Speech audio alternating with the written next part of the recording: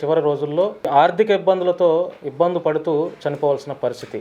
చనిపోయిన తర్వాత కూడా, చనిపోయిన రోజైనా కూడా కనీసం సినిమా ఇండస్ట్రీ నుంచి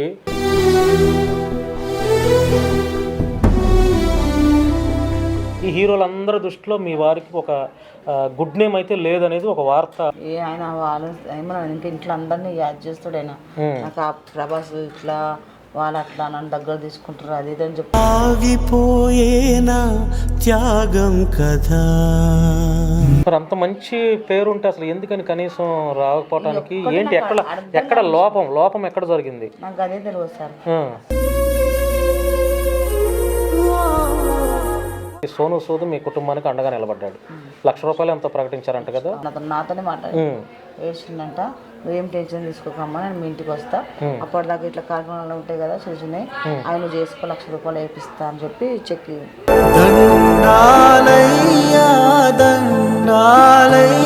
మొన్న మీ విషయంలో, మీ వారి విషయంలో 50 లక్షలు ప్రకటించాడు అనేసరికి ఫిష్ వెంకట్ గారు ఇంకా బ్రతికారులే, ఆయన ఇంకా కోలుకున్నట్టే అని నేను అనుకున్నాను.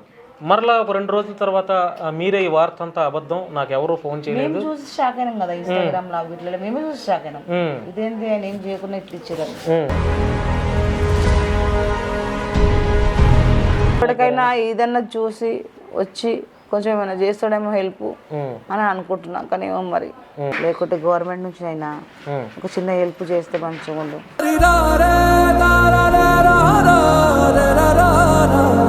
సినిమా వాళ్ళకి ఏం చెప్పాలనుకుంటున్నాను? నాకైతే హెల్ప్ చేయమని అడుగుతున్నాను. నా గురించి, నా ముఖాలు నొప్పి, నేను నడవలేను, నా కాలు వస్తాయి, నేను పని చేసుకోలేను, నాకే ఒకళ్ళు పని చేసి పెట్టాలి. అందరికీ నమస్కారం, నేను Bhanu Mekala. Welcome to our channel your people's court.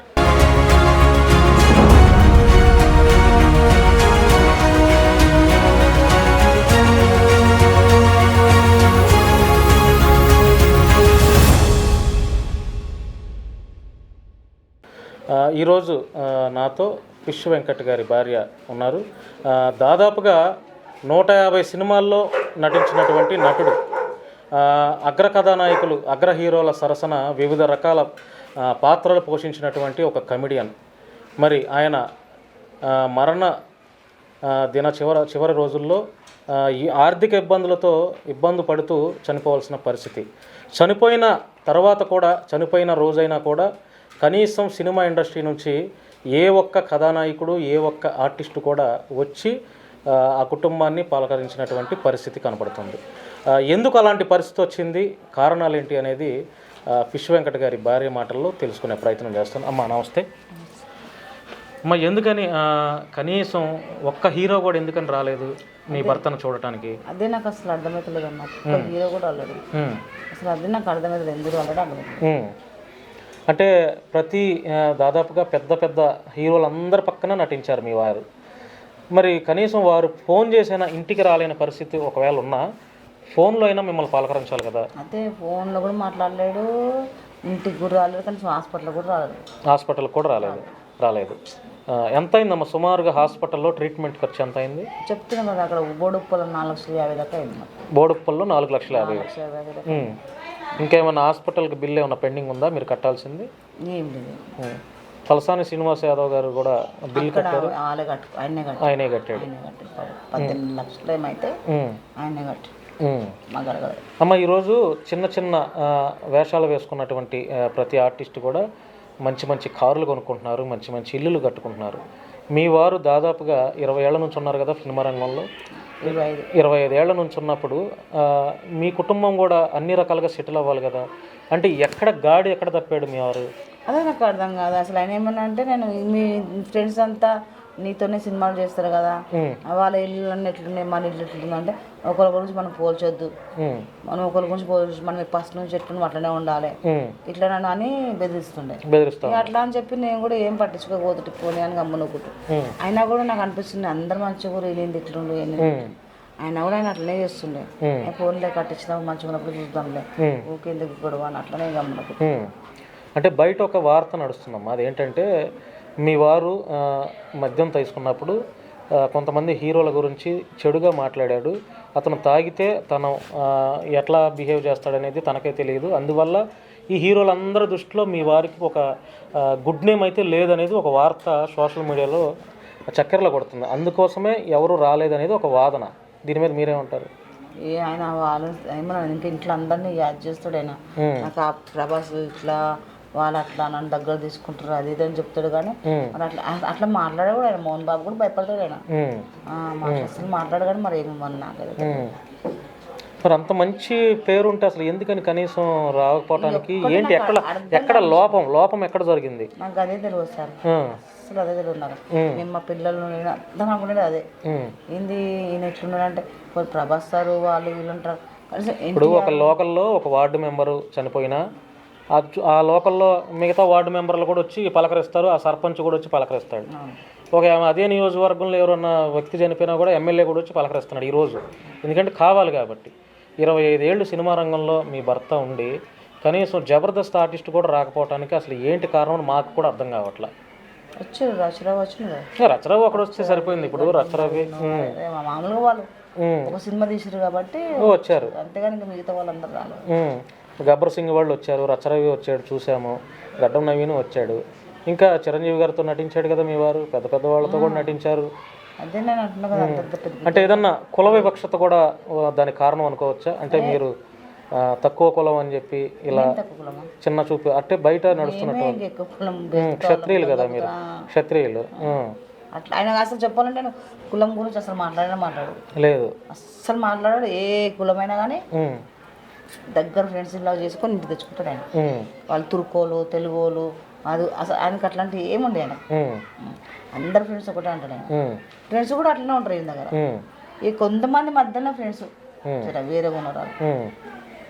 అంటే ఇక్కడ బాధించవలసిన విషయం ఏంటంటే తెలుగు రాష్ట్రాల్లో ఉన్నటువంటి తెలుగు కథానాయకులు, తెలుగు హీరోలు ఎవరు రాలా.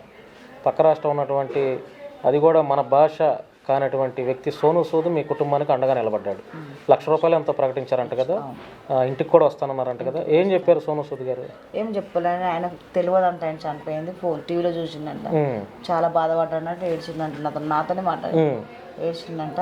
నువ్వేం టెన్షన్ తీసుకోకమ్మా, నేను మీ ఇంటికి వస్తా, అప్పటిదాకా ఇట్లా కార్యక్రమాలు ఉంటాయి కదా చూసినాయి, ఆయన చేసుకో ₹1,00,000 వేపిస్తా అని చెప్పి చెక్ పంపిస్తా అని చెప్పింది. ఇంకా ఇల్లు కట్టిస్తాను అట్లాంటిది ఏం చెప్పలేదు. ఇంకా ఇప్పుడు 3 రోజుల తర్వాత వస్తాను కదా, మరి ఏం మాట్లాడుతుంటారు, ఇది అయిపోయినాక వస్తా అని చెప్పాను. అంటే మీకు ఆస్తి ఎంత ఉంటుందమ్మా ప్రజెంట్? ఆస్తి ఏం లేదమ్మా, ఆడన్నది ఇల్లు 2 ఇల్లులు, పొలం కానీ ఏం లేదు, ఇంకా వేరే ఊరే లేదు మాకు. మా ఊర్లో అంతా హైదరాబాద్ మాది. మీదంతా హైదరాబాద్, పుట్టింది పెరిగింది మొత్తం అంతా మీది కూడా అంతా. అసలు మాకు ఊరు అంటే లేదు. వెంకట గారిది కూడా ఇక్కడేనా? మీ వారిది కూడా అంతే ఇక్కడే. అసలు మా తాతలప్పుడు ఎప్పుడు ఉందో ఊరు అంతే ఇక్కడనే. అంటే మీ వివాహం ఎన్నేళ్ళు అయిందమ్మా? 91 అయిందమ్మా. 91లో అయింది. అంటే ఏదైనా ప్రేమ వివాహమా లేకపోతే దగ్గర బంధువులా మీరు? దగ్గర బంధువులు కాదు, ప్రేమ వివాహం కూడా కాదు. వాళ్ళ డాడీ మా డాడీ ఒక్క జోలు పనిచేసేవాళ్ళు, అలాగే చేశారు. ఆయన చేపల దంద చేసుకుంటుంటే ఇంటికి తొందర రావడం కాకపోతే మా కొడుకు పెళ్లి చేస్తానంటే ఇక మా బిడ్డ ఉంది కదా, వాళ్ళని ఇష్టం ఉంటే చేసుకొని తీసుకొచ్చి బిడ్డను ఎవరు ఇచ్చారు? మా బిడ్డను భద్రాచలం ఇచ్చారు. ఏం చేస్తారు మీ అల్లుడు? మెడికల్ షాప్ చేస్తారు. పిల్లలు ఇద్దరు ఏం చేయరు. మన షార్ట్ ఫిల్మ్ చేసారు, 2 షార్ట్ ఫిల్మ్ చేసాడు చిన్న, పెద్దయినా 3 సినిమాలు చేసాడు. ఇంకా మళ్ళీ మిగతా తర్వాత ఏం చేయలేదు. ఈయన అడగలే కూడా, ఇది చెయ్యాలి, నువ్వు పని చేస్తేనే ఇంటికి రావాలి అట్లాంటి ఉద్దేశంలో ఏం పెట్టలేదు. వాళ్ళు పట్టలేదు, బండి తీసుకొని తిరగాలంతే. మరి ఇప్పుడు ఎలా? ఇప్పుడు పుష్ప వెంకట్ గారు లేరు, నెక్స్ట్ మీ కుటుంబాన్ని పోషించడానికి ఎవరు పెద్ద దిక్కు? ఎవరు? ఇంకా నా టెన్షన్ అంతా అదే కదా, ఆయన చనిపోయిండేమో కానీ ఇప్పుడు నా టెన్షన్ అంతా ఇప్పుడు అదే. మీ బాధ అంతా అదే. ఎలా సాగిన కుటుంబ పోషణ ఎలా జరగాలి? ఎంత గొడవ అయినా ఎంత చేసినా 2-3 అయినా 4 గంటలకు వచ్చినా మా ఆయన్నే చూసుకుంటాడు. ఇప్పుడు నాకు ఎట్లా ఇప్పుడు నా టెన్షన్ మొత్తం అదే. ఇప్పుడు ఎట్లా రేపటి నుంచి ఎట్లా రేపు పెద్ద కర్మ అయిపోయిన తర్వాత కూడా మీ కుటుంబాన్ని ఇటువైపు వచ్చి చూసి పలకరించే నాదుడే ఉండడు కూడా. ఏదో ఈ కొద్ది రోజులు ఏదైనా గబ్బర్ సింగ్ వచ్చి చూసిపోతున్నారు కానీ మళ్ళీ అప్పుడు ఏం చేస్తారో ఏమో తెలియదు. ఇక నాకు అప్పుడు కూడా చూస్తారో, దోస్తులు కూడా వస్తారో రాను, అప్పుడు అందరూ వస్తున్నారు, ఫ్యామిలీతో వస్తుంది అందరూ. ఇంకా అయిపోయింది, సినిమాతో మీకు ఉన్నటువంటి బంధం తెగిపోయింది మొన్నటితోనే. బాధగా ఉందా? బాధ లేదు, మస్తు బాధనే. అప్పుడన్నా వాళ్ళు వీళ్ళు వస్తారు, ఏమైనా కూడా వాళ్ళు వీళ్ళు చూసుకుంటారు, అట్లా కొంచెం అది ఉండే. అప్పుడు అది కూడా లేదు, ఇక అయిపోయింది. నాకు టెన్షన్ అంతే ఇప్పుడు అదే కలిగింది నాకు.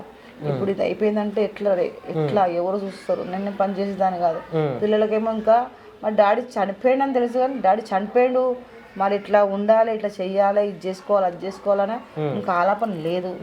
ఇంకా వాళ్ళకు ఎట్లా చేస్తారో ఏమో మరి వాళ్ళు కూడా, నాకేం అర్థమైతలేదు. అది అదే టెన్షన్ బాగుంది నాకు. మెయిన్ ఇప్పుడు ఒక 4 రోజులు అయిపోతే మీ పాప కూడా వెళ్ళిపోతుందిగా. ఆమె కూడా వెళ్ళిపోతుంది, 4 రోజులు పాప కూడా వెళ్ళిపోతుంది. అదే నా బాధ. ఎట్లా ఎట్లా ఎట్లా నేను అసలు ఉంటున్నా కానీ నా ఆలోచన అంతా అదే, రేపటి నుంచి ఎట్లా. ఎంతమంది ఉన్నా కూడా అంతే. పర్వాలు కూడా ఏం లేవమ్మా మీకు?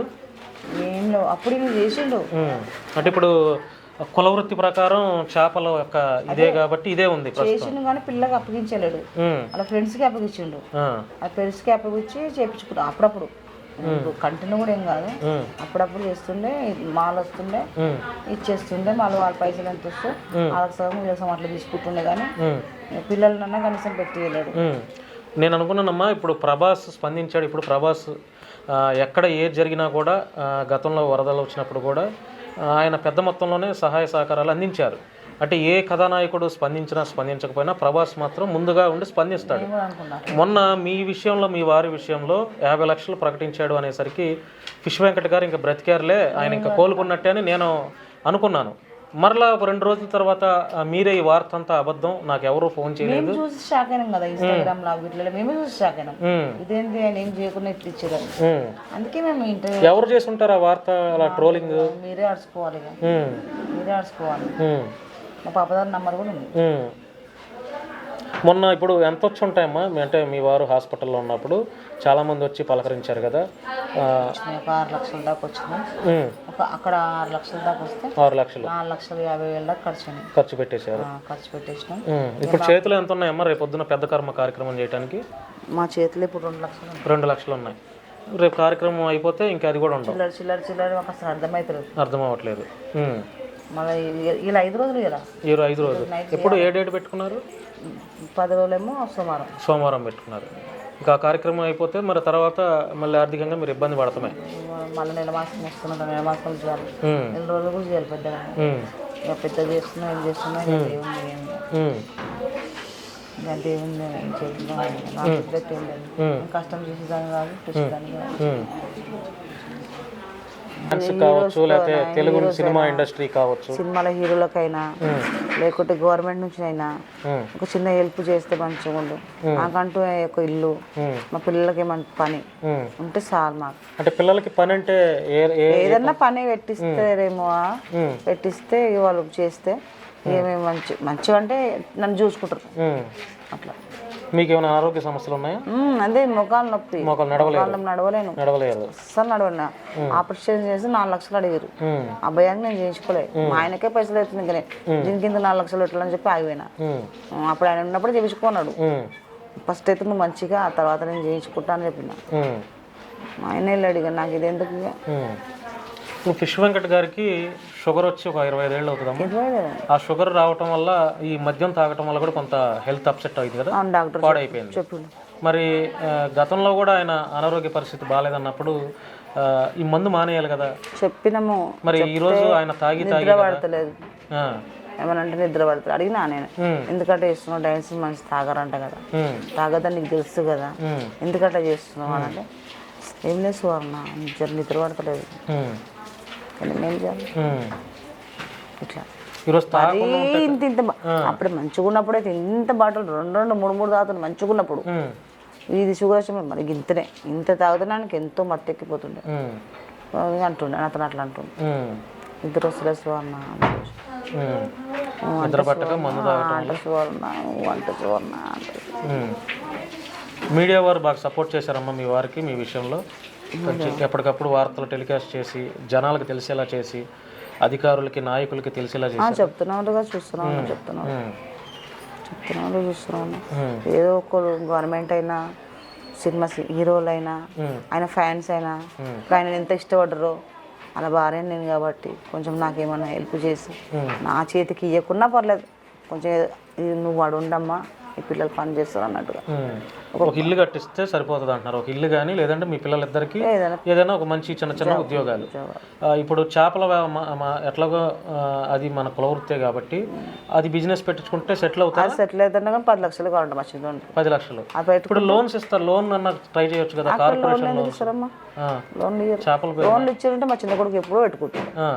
దానికి లోన్లు ఏమంటారు చేపలు పెట్టుకోవడానికి పైసలు 10 లక్షలు పెట్టుకున్నామంటే మనకు మాల వస్తున్నట్టు వస్తుంది. ఫోన్లు చేసి మాల వస్తుంటే మనం ట్రాన్స్పోర్ట్ చేసుకుంటే మళ్ళీ మనకు మంచిగా ఉంటుంది. ఆయనకి అది చేయాలని ఉంది. అందులో అయినా ఆరితేరారా మీ పిల్లలు? చేసారు చేపల వ్యాపారం అంటే వేరే వాళ్ళ చేసారు కదా, అన్ని చూసుకున్నారు.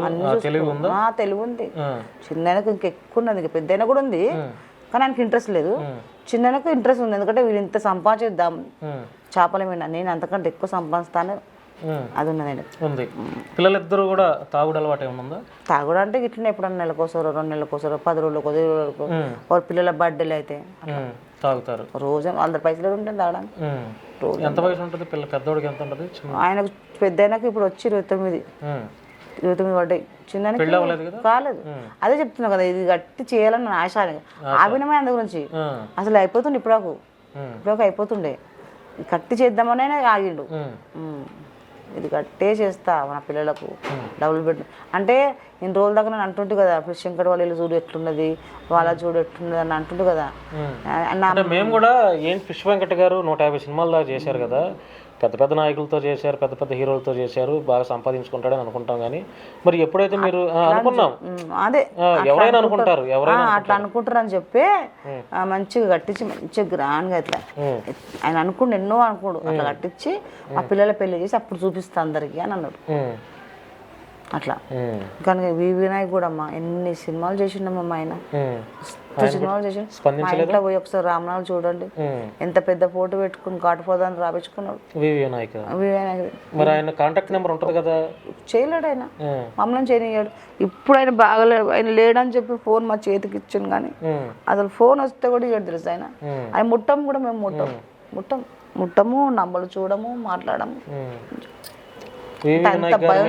హోప్ ఉందా మీకు? అంటే నమ్మకం ఉందా కనీసం ఆయన ఆర్థిక సహాయం? అంటే గాడ్ ఫాదర్ అని అంటున్నారు కదా, ఇంట్లో ఫోటో పెట్టుకున్నాడు, దానిపై మేము గాడ్ ఫాదర్ అని రాసుకున్నాడు.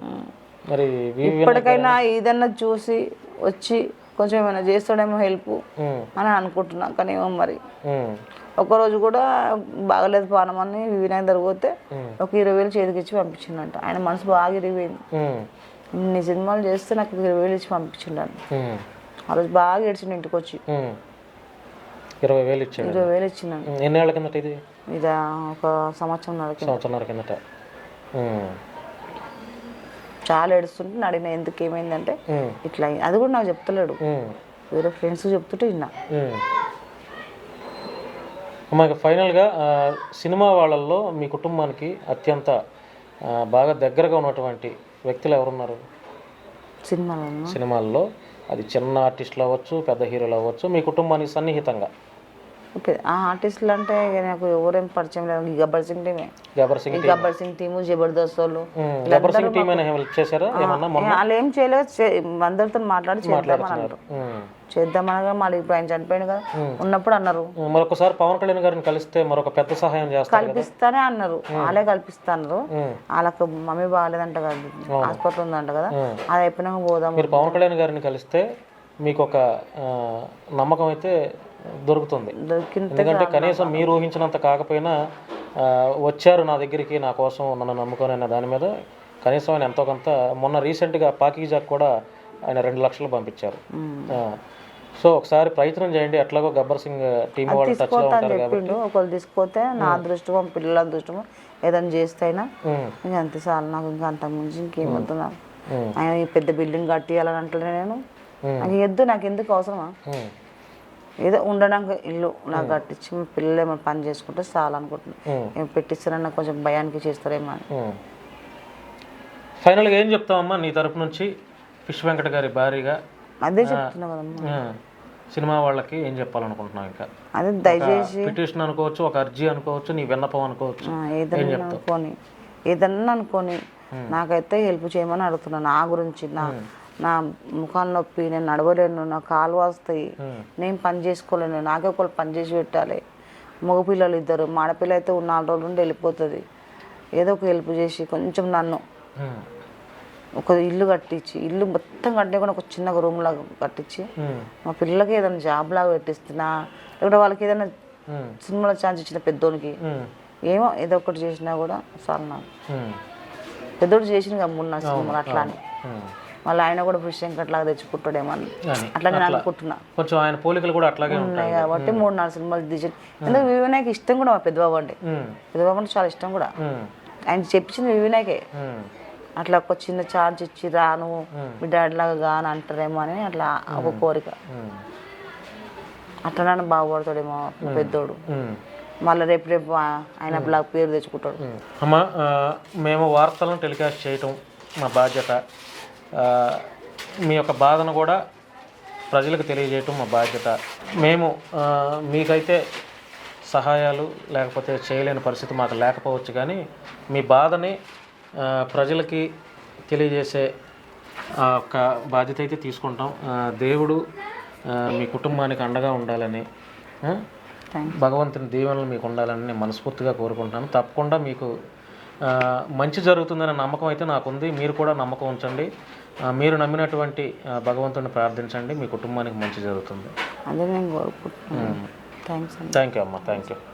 సో ఫ్రెండ్స్, ఇది ఫిష్ వెంకట్ గారి భార్యతో కొన్ని విషయాలు మాట్లాడించే ప్రయత్నం చేశాను. మరి మానవత్వంతో సినిమా రంగం నుంచి ఎవరైనా పెద్దలు అవ్వచ్చు, లేకపోతే ఫిష్ వెంకట్ నటించినటువంటి నటులు అవ్వచ్చు, యాక్టర్స్ అవ్వచ్చు, లేదంటే ఫిష్ వెంకట్ గారు నటించినటువంటి డైరెక్టర్స్ ఎవరైనా సరే ఈ కుటుంబాన్ని ఆదుకోవాలని, కుదిరితే ఒక ఇల్లు కావాలి, లేకపోతే ఫిష్ వెంకట్ గారి కొడుకులిద్దరికీ చిన్న చిన్న ఉద్యోగాలు కావాలని ఫిష్ వెంకట్ గారి భార్య మా ఛానల్ ద్వారా రిక్వెస్ట్ తెలియజేస్తుంది.